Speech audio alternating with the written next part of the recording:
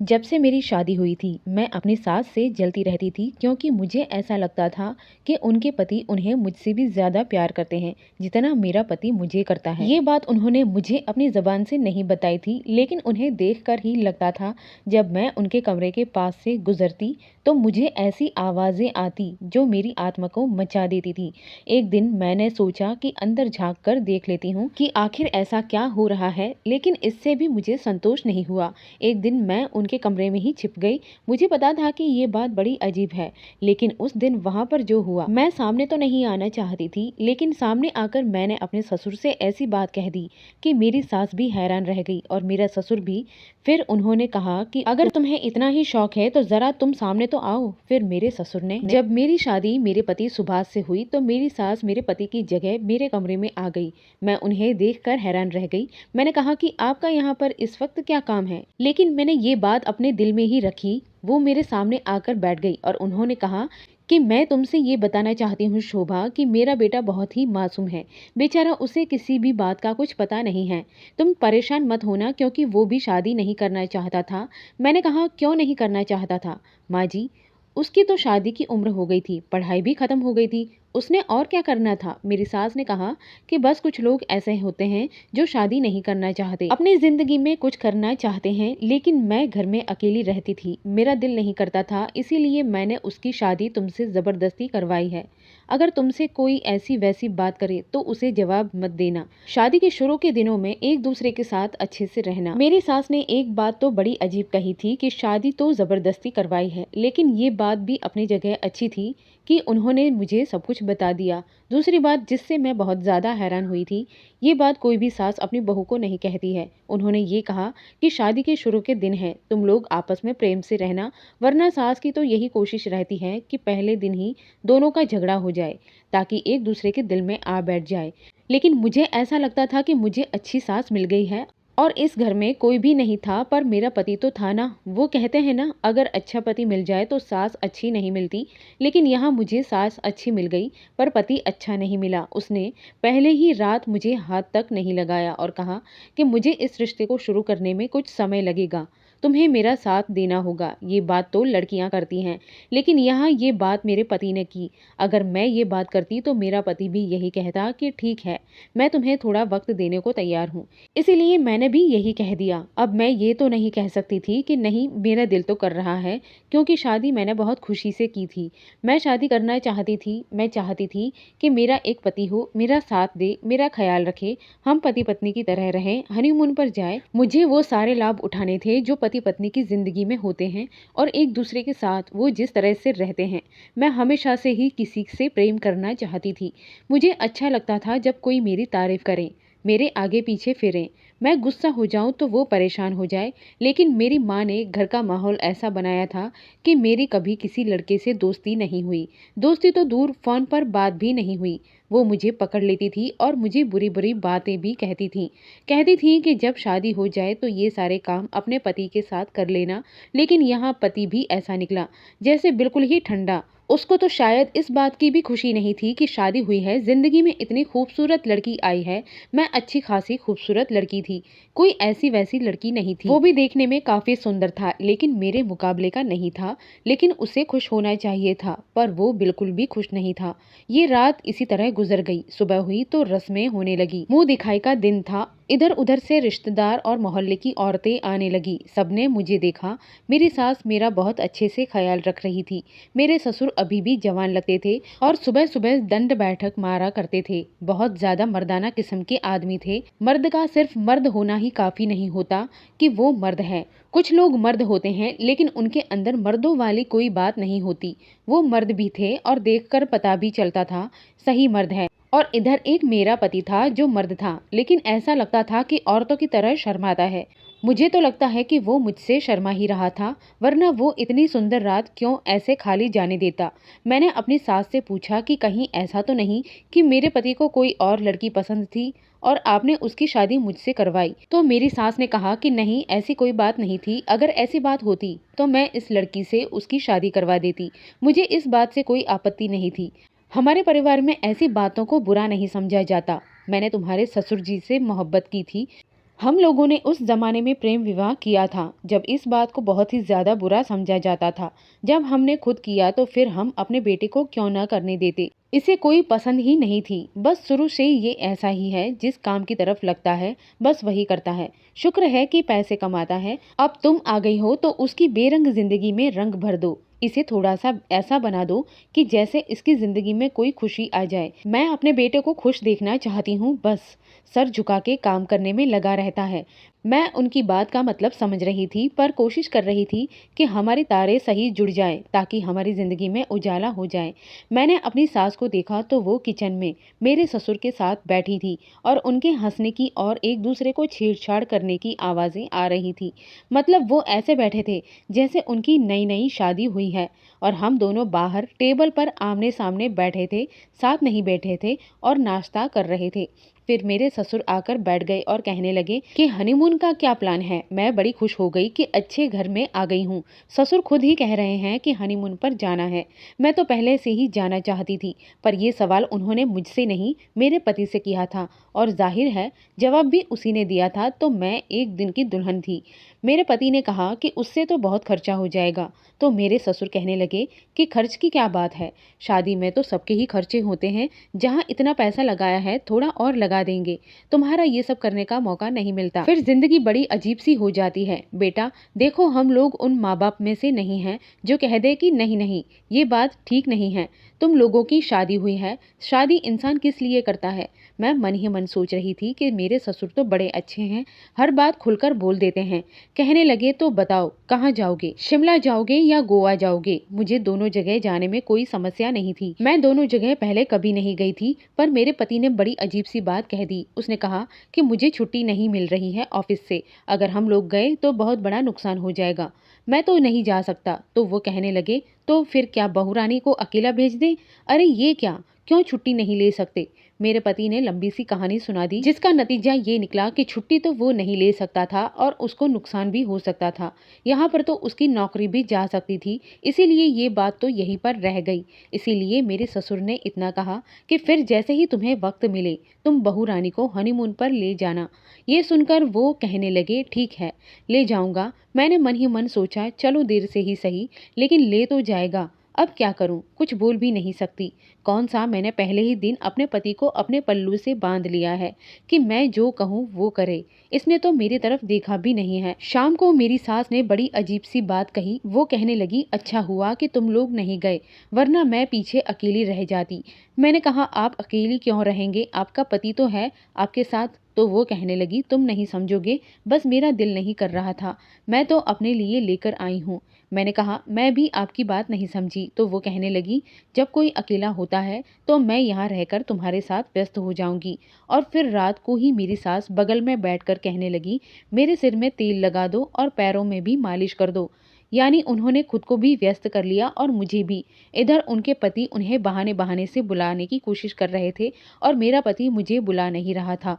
लेकिन मैं भी अपने कमरे में जाना चाहती थी, लेकिन वो मुझे कभी कोई काम बता देती तो कभी कुछ और। ऐसा करते करते सुबह के 3 बज गए और फिर उन्होंने कहा अब तुम जाकर सो जाओ। लेकिन जब मैं कमरे में पहुंची तो मेरा पति सो चुका था और उनके खर्राटों की आवाज़ मुझसे भी तेज थी। अगले दिन मैंने देखा कि मेरे ससुर के हाथों में फूलों के गजरे थे। जाहिर है वो अपनी पत्नी के लिए ही लाए थे। रास्ते में मेरे पास रुके और बोले हम दोनों के लिए चाय बना दो, हम लोग ज़रा छत पर जा रहे हैं। मैंने उनके लिए चाय बना दी और वे खुद ही चाय लेकर छत पर चले गए। पता नहीं क्यों मेरा दिल किया कि मैं उनके पीछे पीछे जाऊं, तो देखा वो अपनी पत्नी को बड़े प्यार से गजरा पहना रहे थे और माफ़ी भी मांग रहे थे। लगता है कोई बात हुई थी। इस उम्र में भी उनका रूठना मनाना चल रहा था। बड़ी बात है। मेरी माँ कहती थी कि जब पत्नी रूठ जाती है तो पति उसे मनाता है और इस तरह दोनों का प्रेम बढ़ता है।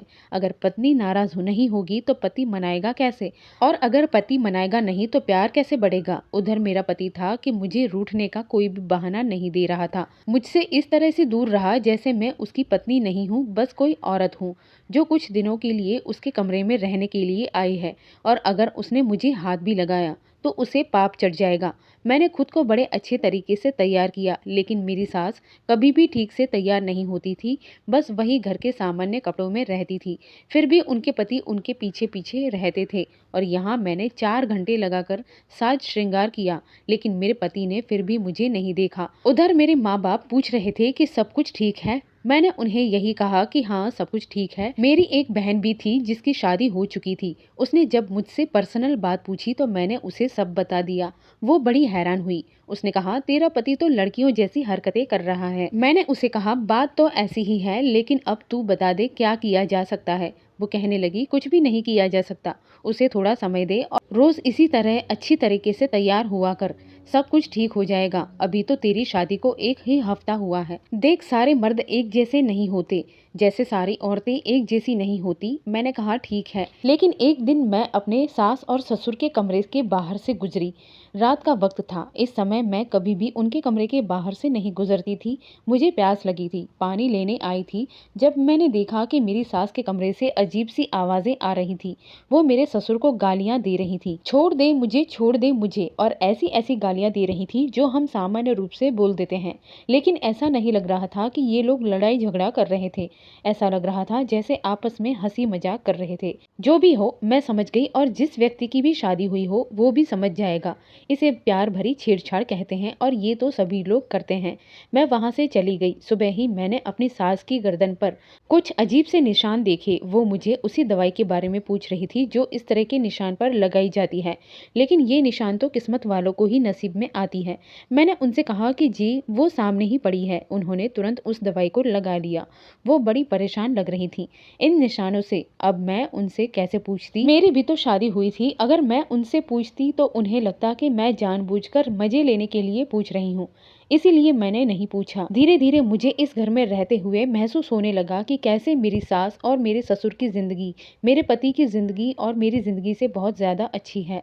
इस उम्र में भी वो एक दूसरे के साथ कितने अच्छी तरीके से रहते हैं, बिल्कुल दोस्त जैसे। अब उनकी भी शादी हुई है और इधर हम हैं कि हमारी शादी को 1 महीना भी नहीं हुआ और मेरा पति मेरे साथ इस तरह से पेश आ रहा था जैसे मैंने उनसे 2-4 बच्चे पैदा कर दिए हो। मैं मोटी हो गई हूँ, पहले जैसी सुंदर नहीं रही हूँ, और हमारी शादी को 15 साल गुजर गए हों।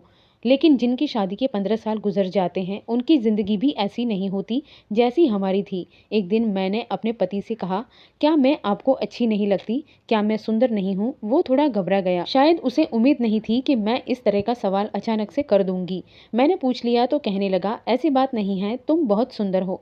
मैंने कहा, तो फिर मुझसे दूर दूर क्यों रहते हो? मैं तो आपकी पत्नी हूँ ना। तो वो कहने लगा, मैंने तुम्हें अपनी प्रॉब्लम बताई थी ना। जब मुझे ऐसा लगेगा कि सब कुछ ठीक है तो तुम्हें कुछ भी कहने की जरूरत नहीं पड़ेगी, मैं खुद ही तुम्हारे पास आ जाऊंगा। मैंने कहा, पता नहीं वो दिन कब आएगा, मुझसे तो इंतजार नहीं होता। आप मेरे पति हैं, मैं आपके साथ अच्छी तरीके से रहना चाहती हूँ। आपने हनीमून पर जाने से भी मना कर दिया है। उसने कहा, मुझ पर अभी बहुत बोझ है, शादी और कर्जे के हुए हैं, अभी मुझे बहुत सारा कर्ज उतारना है। ये सुनकर मैं वाकई बहुत परेशान हूँ। फिर भी मुझे किसी दोस्त ने मशवरा दिया कि तू कुछ दिनों के लिए अपने मायके चली जा, जब तुझसे दूर रहेगा तो खुद ही तेरी याद आ जाएगी। मैं मायके चली गई। 3-4 दिन गुजर गए, लेकिन उसे मेरी याद नहीं आई। फिर मैंने उससे कहा कि मुझे लेने आ जाओ, तो वो मुझे लेने आ गया। मैंने पूछा कि क्या तुमने मुझे याद किया? तो वो कहने लगा कि काम इतना था कि मुझे अपनी फिक्र नहीं थी, तो तुम्हें याद करने का वक्त ही नहीं मिला। माफ़ करना, मैंने तुम्हें फ़ोन भी नहीं किया। जब मैं वापस आई तो अपनी सास को देखकर हैरान रह गई। मेरी सास बिस्तर से लगी पड़ी थी, उनकी हालत बहुत बुरी थी। मैंने पूछा, क्या हो गया आपको? तो वो कहने लगी, तुझे कहा था ना कि मुझे छोड़कर मत जाना, देख मेरी तबीयत कितनी ख़राब हो गई। मैं हैरान रह गई कि मेरे जाने से उनकी तबीयत को क्या हो गया। घर में तो इतने काम नहीं होते थे और साफ सफाई और बर्तन कपड़े के लिए तो काम वाली भी आती थी। मैंने कहा, आपने ज़्यादा काम तो नहीं किया, चंदा नहीं आई थी? तो कहने लगी, बात चंदा की नहीं है, बात तेरी है। जब तू मेरे साथ होती है तो मेरा समय तेरे साथ गुजरता है, जब तू मेरे साथ नहीं होती तो मेरा समय मेरे पति के साथ गुजरता है। मैंने कहा, फिर इसमें दिक्कत क्या है? ये तो अच्छी बात है कि आपका समय आपके पति के साथ गुजरे। वो कहने लगी, तुझे कुछ नहीं पता, बस तू मुझे छोड़कर ना जाया कर। अब चल मेरे लिए अच्छी सी चाय बना दे, मैंने दवाई ले ली है। मैंने कहा, ठीक है। उनके लिए दवाई तो पहले ही घर में मौजूद थी, मैंने अच्छी सी चाय बना दी और अब उनकी हालत थोड़ी बेहतर हो गई थी। वो मुझे देर रात तक व्यस्त रखती थी और 10 में से 7 बार ऐसा होता था। वो अपने कमरे में तब जाती थी जब उनके पति सो जाता था और मैं भी अपने कमरे में जाती थी जब मेरा पति सो जाता था। पता नहीं ये वो जानबूझकर कर रही थी या क्या बात थी। कहीं वो ये सब इसलिए तो नहीं कर रही थी कि मैं अपने पति के करीब ना जाऊं, लेकिन वो मुझे ऐसी लगती तो नहीं थी। बल्कि उन्होंने खुद मेरे पति से कहा था कि 1 महीना होने वाला है, कब ले जाएगा बहू को हनीमून। मेरे पति ने फिर से कोई बहाना बना दिया। कभी कभी मैं सोचती थी कि मेरा पति किस तरह का मर्द है, क्यों मेरी तरफ नहीं देखता, आखिर मुझ में क्या कमी है। यहाँ तक कि मैंने अपने आप को ही कम समझना शुरू कर दिया कि शायद मेरे अंदर ही कोई कमी है कि मैं अपने पति को अपनी तरफ आकर्षित नहीं कर सकती हूँ। हमारी शादी के शुरू के दिन थे और दूसरी तरफ मेरे ससुर थे, जो शादी के कई साल बाद भी अपनी पत्नी से इतना प्रेम करती थे। कभी उनके लिए कोई चीज़ लेकर आते तो कभी उनके साथ हंसी मजाक करते, छेड़छाड़ करते और रात को उनके कमरे में से जो आवाज़ें आती थीं वो सिर्फ किस्मत वालों के कमरे से ही आ सकती है। हम लोग तो मुंह फेर कर सो जाते थे। मैंने सोच लिया कि मेरे ससुर इस उम्र में भी इतने जवान क्यों हैं, लगता है उनकी जवानी का कोई राज है और ये राज उनके कमरे में जाकर ही पता कर सकती हूँ। लेकिन ऐसे में कैसे कमरे में जा सकती थी। सोचा था कि कमरे में कोई खिड़की होगी, वहीं से झांक कर देख लूंगी, लेकिन उन्होंने वो कमरा लिया था जहाँ पर ना तो कोई खिड़की थी और ना ही रोशनदान था। इसीलिए मुझे उनके कमरे में छिपकर सब कुछ देखना पड़ेगा। ये बात अच्छी थी कि उनके कमरे में छिपने की काफ़ी सारी जगह थी। मैं आराम से वहाँ छुप सकती थी और उनको पता भी नहीं चलता। पर दूसरी तरफ मेरी सास ऐसी औरत थी जो अपने पति से बिल्कुल भी खुश नहीं रहती थी। मैं उनको ये बात किस तरह से समझाती कि बिना खाना खाए कोई नहीं सोता, खाना सबको मिल जाता है, सड़क पर भी ज़्यादातर लोग नहीं रहते, घर भी सबके साथ होता है, चाहे जैसा भी हो, लेकिन प्यार करने वाला पति सबको नहीं मिलता।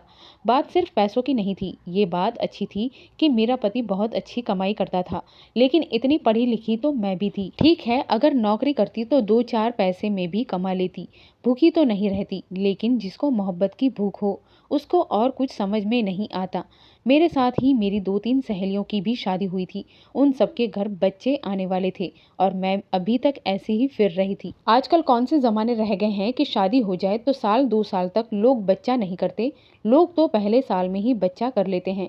शादी की पहली सालगिरह पर बच्चा या तो 2.5 महीने का होता है या फिर 1.5 महीने का।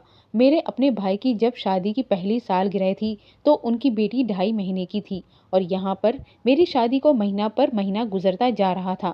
लेकिन बच्चा तो तब होता जब हम पति पत्नी वाला ताल्लुक़ रखते और अभी तक हमारा पति पत्नी वाला कोई मामला नहीं था।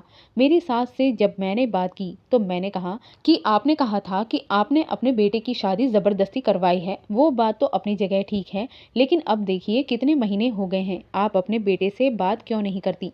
वो कहने लगी, देख ये अपने बाप पर अगर चला गया ना तो फिर तू मुझे कहेगी कि तूने बात क्यों की। मैंने कहा, क्या मतलब माँ जी, मुझे आपकी ये समझ नहीं आई। वो कहने लगी, ये जो खानदान है ना, इनके मर्द औरतों के पीछे पागल हो जाते हैं, ना काम के रहते हैं ना काज के, कमरे से बाहर ही नहीं निकलते।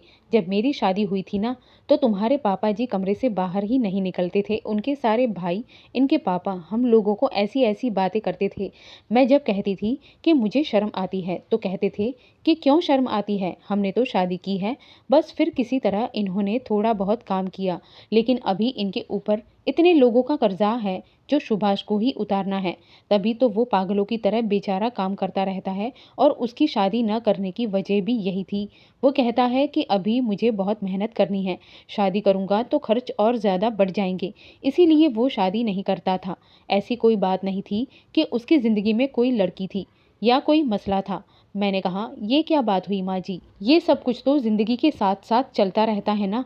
अब आपके ऊपर काम कर रहा था, वो हो जाए तो इसका मतलब ये तो नहीं कि आप शादी ना करें, यहाँ तक कि जब काम खत्म हो गया। सास ने कहा, यही समझकर मैंने उसकी शादी तो करवा दी, लेकिन अब बाकी का काम तो तेरा है ना बेटा। अब मैं उसे बार बार ये तो नहीं कह सकती कि अपने पत्नी को समय दिया कर। पति का पत्नी को समय देना क्या होता है ये तो तुझे पता है ना। अब मैं उसे बार बार कहूँगी तो मुझे भी शर्म आएगी और उसे भी बुरा लगेगा, इसीलिए अब तुझे ही ये सब कुछ खुद ही संभालना है। लेकिन मैं तुझे बता रही हूँ, जब तक वो तुझसे दूर है तो शुक्र मना। मुझे उनकी बातें समझ नहीं आती थी। ये वही बात थी, जिसका पेट भरा होता है उसे रोटी अच्छी नहीं लगती, लेकिन जिसका पेट खाली होता है वो सूखी रोटी खाने के लिए भी तैयार बैठा होता है। इन्होंने तो मुझे बताना नहीं था कि उनके दोनों के बीच क्या चल रहा है, लेकिन मुझे जानना था। और वैसे भी खाली दिमाग शैतान का घर होता है। अब मेरे पास और कुछ करने को भी तो नहीं था, इसीलिए सोचा कि यही कर लेती हूँ। एक दिन मैंने अपने सारे काम खत्म किए, अपनी सास को ये कहकर गई कि मेरे सिर में बहुत दर्द हो रहा है, मैं कमरे में सोने के लिए जा रही हूँ। उन्होंने कहा, ठीक है, तू सोने के लिए जा रही है और आज मेरी नींद उड़ जाएगी। मुझे उनकी बातें समझ नहीं आती थी। मेरे साथ पता नहीं उनकी कौन सी बात जुड़ी हुई थी।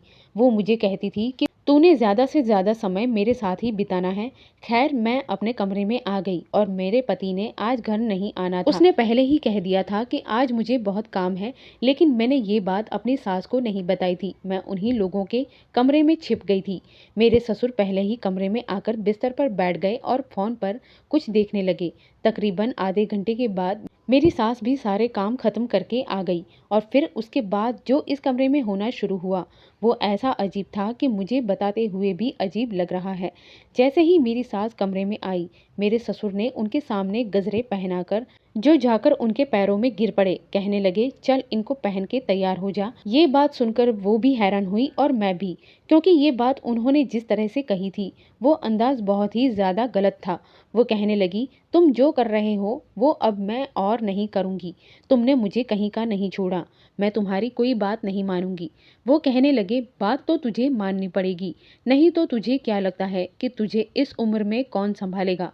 तेरा बेटा सुभाष जो अपनी पत्नी को भी नहीं संभाल पा रहा है, थोड़ा सा काम क्या पड़ गया उसे, तो उसने तो अपनी पत्नी को वक्त भी नहीं दिया। मेरी सास ने कहा, आपको कैसे पता कि उन दोनों के बीच क्या चल रहा है? तो वो कहने लगे, मुझे अच्छी तरह पता है, मैं भी तो इसी घर में रहता हूँ, तभी तो वो मुंह लटकाए फिरती रहती है। उसको देखकर लगता ही नहीं कि वो सुहागन है और अभी तक उनका बच्चा भी तो नहीं हुआ। अपने बेटे के दम पर मेरे सामने बातें करने की ज़रूरत नहीं है। वो तुझे क्या संभालेगा, जिससे सिर्फ अपना ऑफिस ही नहीं संभलता। और तेरी बहू, उसको भी ज़्यादा अच्छा समझने की कोशिश ना करना। आजकल की लड़कियां अपने पति के घर वालों की इज्जत नहीं करती हैं। हम दोनों ने मिलकर कमाना है और मुझे ही तेरा ख्याल रखना है। मेरी सास ने कहा कि तुम इसको ख्याल करना कहते हो, तुम मेरी वीडियो बनाकर भेजते हो। पता नहीं कौन से तुम जैसे बूढ़े हैं जिनको बूढ़ी औरतों की वीडियो अच्छी लगती है, इसीलिए तो मुझे तैयार करते हो, मेरा ख्याल रखते हो, मेरे खाने पीने का ख्याल रखते हो, ताकि मैं अच्छी लग रही हूँ। रात भर मेरी वीडियो बनाकर उस वीडियो को भेजते हो। मुंह पर मास्क होता है, लेकिन मुझे तो पता होता है ना कि मैं हूँ। कल को अगर ये बात हमारे बेटे को पता चल गई तो वो क्या करेगा?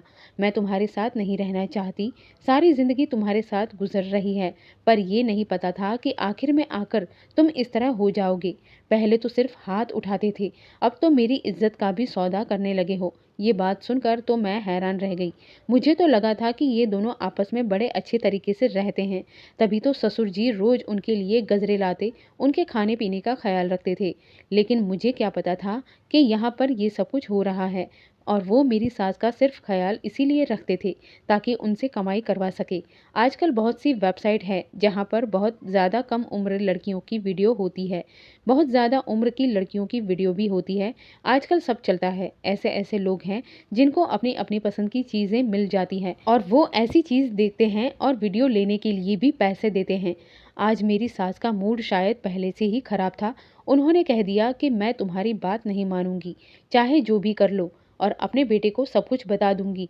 शायद वो पहले भी इस तरह की धमकियां देती रहती थीं, इसीलिए उन पर ससुर हाथ उठाता था। और मैं जब निशानों को मोहब्बत के निशान समझ रही थी, वो मोहब्बत के नहीं नफरत के होते थे। मेरी सास ने गुस्सा करना शुरू कर दिया और कहने लगी, आज तुम्हारी बात नहीं मानूंगी, चाहे जो भी कर लो।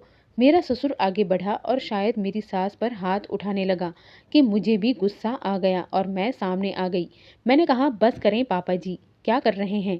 आपको शर्म आनी चाहिए। वो मुझे वहाँ पर अचानक देखकर हैरान रह गया और मेरी सास भी हैरान रह गई। तभी मेरी सास देर से कमरे में जाती थी, बार बार मुझे अपने पास बैठा लेती थी ताकि व्यस्त नजर आए। मैंने कहा, मैं तो आप दोनों को बड़ा अच्छा समझती थी, आप दोनों में बहुत प्रेम है, लेकिन आप तो प्रेम के काबिल ही नहीं हैं। अगर आपने मेरी सास पर हाथ उठाया तो मैं पुलिस को बुला लूंगी। मैंने अपनी सास का हाथ पकड़ा और उन्हें अपने कमरे में लेकर चली गई। मेरे ससुर मेरे कमरे के बाहर आकर खड़े हो गए और धमकियां देने लगे कि तुझे तो मैं अपने बेटे से अलग कर दूंगा, तुम दोनों की तलाक कर दूंगा। मेरी सास रोती रही और रोते रोते उन्होंने मुझे बाकी की कहानी भी सुनाई। ऐसी ऐसी बातें बताई कि मेरी आंखों में आंसू आ गए और कहने लगी कि इसकी ज़िंदगी में और भी जवान लड़कियां हैं, तभी तो ये खुद जवान रहता है, मुझे इस्तेमाल कर रहा है। मुझे तो बड़ा अफसोस हो रहा था कि कैसे कैसे लोग हैं दुनिया में। सुबह मेरा पति घर आ गया तो मैंने सबसे पहले उसे ये बात बताई।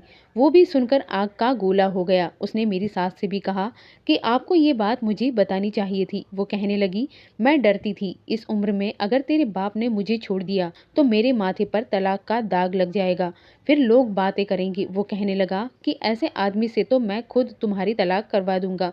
आपने सारी जिंदगी इसके साथ पता नहीं कैसे गुजार ली।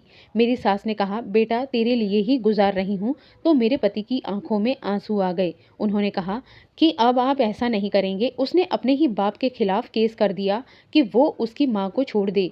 अब वो बार बार माफी मांगता था, उसे घर से भी निकाल दिया, अभी केस चल रहा है। मेरी सास ने कहा कि बस माफ कर देते हैं, शायद उनका मन बदल गया है। लेकिन मेरे पति का कहना है कि मुझे नहीं लगता ऐसा हुआ होगा।